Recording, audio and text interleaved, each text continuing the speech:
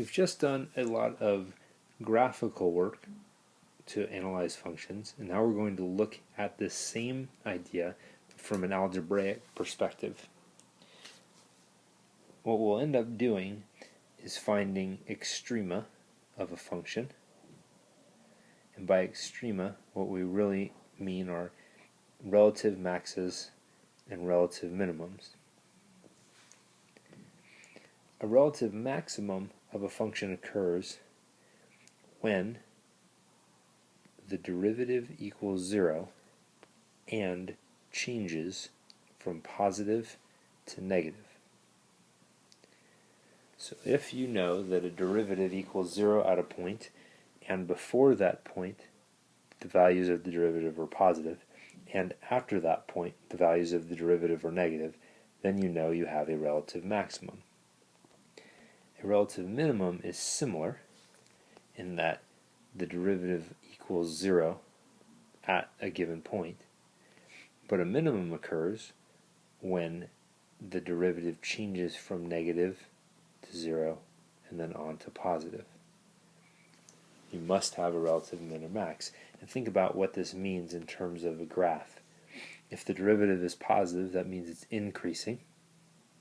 When it equals 0, you would have a horizontal tangent, and then after that, if it's negative, that means the derivative is decreasing. That's why you would have a relative maximum there. And in the same situation, for a relative minimum, if the derivative is negative, that means it's decreasing.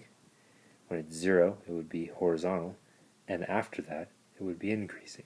So we're using still the graphical ideas, but we'll apply this completely algebraically. The second thing we'll look at are finding inflection points algebraically. And inflection points, if you recall, are points where the graph changes concavity. A graph changes from concave up to concave down when the second derivative functions this way. You have a point of inflection when the second derivative equals 0, and it changes from concave up to concave down at that point if it changes from positive to negative. If the second derivative changes from negative to positive, then you know that the graph changes from concave down to concave up at that particular inflection point. We're going to do all this algebraically. So let's apply this given our first example. F of x equals x cubed minus 3x squared. Now to find relative minimums and maximums, if any exist, the first thing I need to know is what is the first derivative. And in this case it would be 3x squared minus 6x. The mins and maxes occur when this thing equals 0. Well, 3x squared minus 6x equals 0. If I factor this, it'll factor into 3x times x minus 2, and it equals 0 when x equals 0 or x equals 2. And now we can do what's called sign analysis to help us make sense of what's happening before 0, between 0 and 2, and after 2. So before 0, I'm just going to pick some random x value to work with, typically the easiest one to work with. In this case, I'm going to choose negative 1. And I'm going to substitute negative 1 back into the derivative. I'm going to use the factored form. So when I use the factored form of the derivative, I end up with negative 3 times negative 3, or positive 9. So the derivative when x is negative 1 is a positive number. And that one value tells me what's going to happen with everything before 0. The derivative will be positive there. When I pick a value between 0 and 2, I'm going to choose 1 and do sign analysis on the derivative.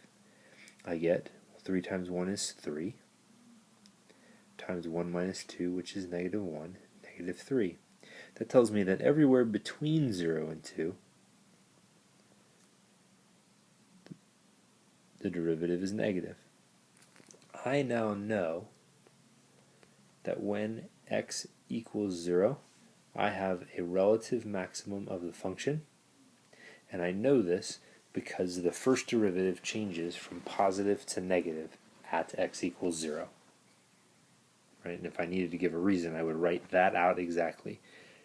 There's a relative maximum at x equals 0 because f prime of x changes from positive to negative there. Now after 2, if I choose to check the number 3, going back into the first derivative, 3 times 3 is 9. 3 minus 2 is 1. I get a positive 9. That tells me that after 2, the first derivative is always positive. So I know that at x equals 2, I have a relative minimum.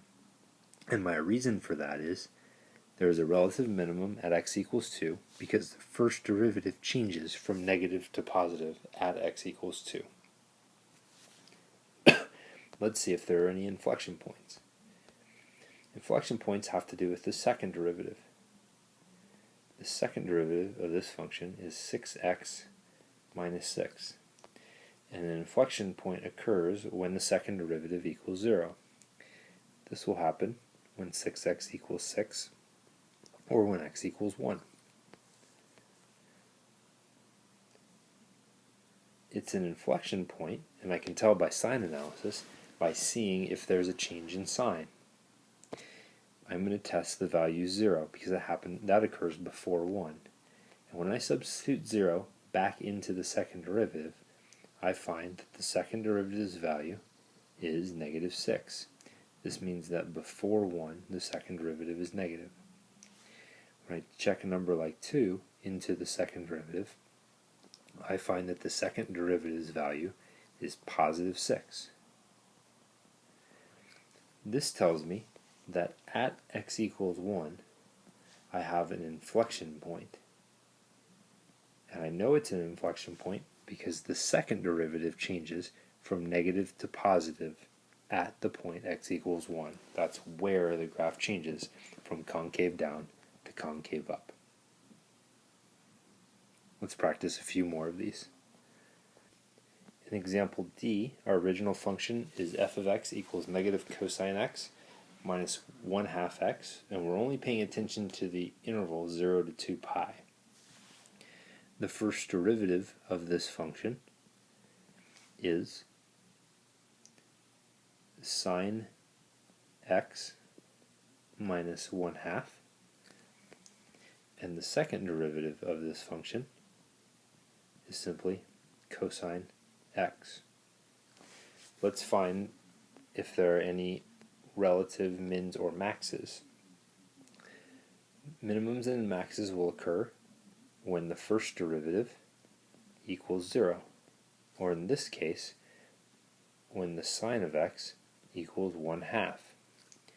Well, if I know my trig values, then I know that the sine of x equals 1/2 at pi sixth and at 5 pi sixth. So these are the only possible places where I could have a relative minimum and maximum. I'll use sign analysis to test these, pi sixth and 5 pi sixth. I'm going to test 0 into the derivative. The sine of 0 is 0, and 0 minus 1/2 is negative 1/2. So before pi sixth, my derivative is negative. I'm going to test pi halves to see what's happening between pi sixth and 5 pi sixth. The sine of pi halves is 1, and 1 minus 1/2 is positive 1/2. So I know the derivative is positive between there. This means that when x equals pi sixth, I have a relative minimum because the first derivative changes from negative to positive there. After 5 pi sixth, I'm going to test pi the sine of pi is 0, and 0 minus 1/2 is negative 1/2. So I know that after 5 pi sixths, my function is negative.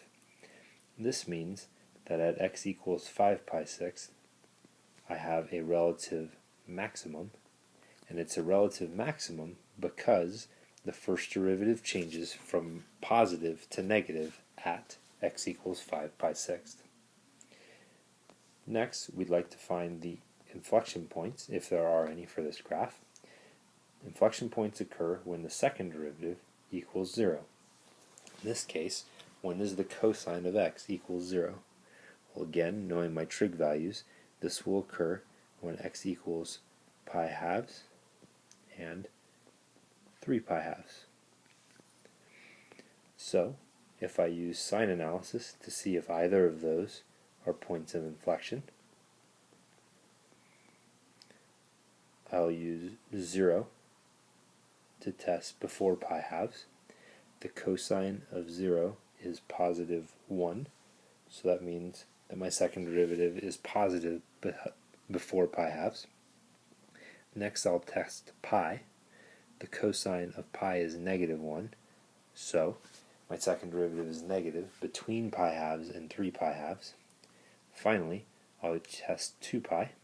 The cosine of 2 pi is positive 1, so my second derivative is positive after 3 pi halves. This means that I have at x equals pi halves and 3 pi halves, I have points of inflection. They are points of inflection because the second derivative changes from positive to negative in the case of pi halves, and from negative to positive in the case of 3 pi halves at those points. The graph changes from concave up to concave down at pi halves, and concave down to concave up at 3 pi halves. We'll consider 2 more examples in the final video for function analysis.